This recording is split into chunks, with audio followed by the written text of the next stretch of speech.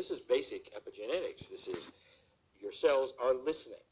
You've got to start talking to that which is your own psyche, your own higher self, and it's a confluence, if you want to say, of a group effort. But you got to cognize it. I'm back to that.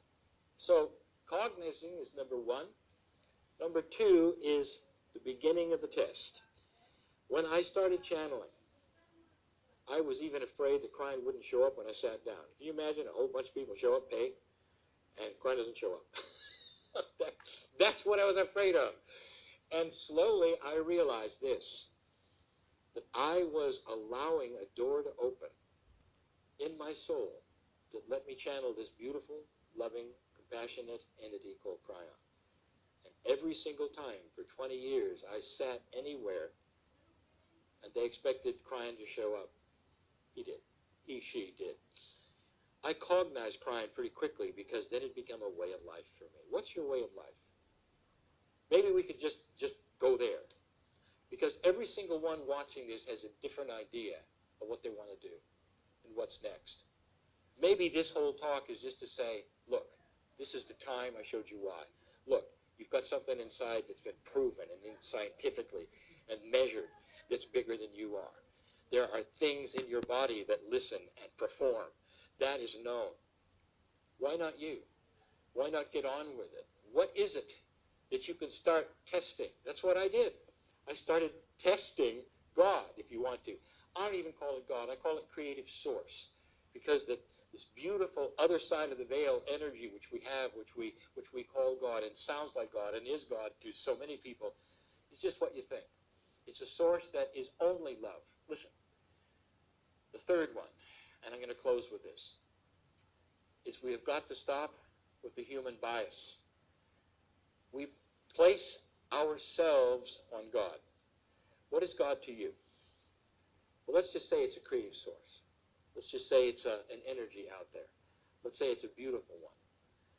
But what we have done is to create it dysfunctionally.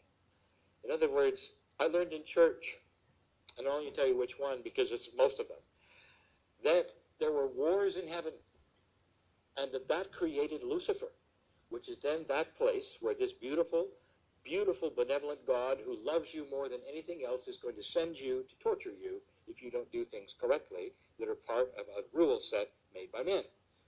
So now what we have done is taken this beautiful source, which is beyond anything we can even imagine in beauty and peace and benevolence, far greater love than anything you've ever seen on the planet, and we've made it dysfunctional. We made it just like a human, like a bad daddy. So that is a bias. The other bias is this, that everything good comes from outside you.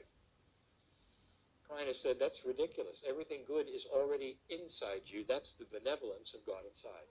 You are connected to the source. You don't have to get on your knees and pray to the source to come down and help you when you've got the engine of the source inside you. This is a better time than ever before in any human history that has existed to believe that, start working it, and understand and see the biases that you've always been told they're not there. Are you worthy? That's another one. More than worthy. We've all been told we're not worthy of the love of God. God says this, Cryon says this, you are born magnificent into this planet with a piece of God inside you. Why would you then feel unworthy? And the answer is because somebody told you you were.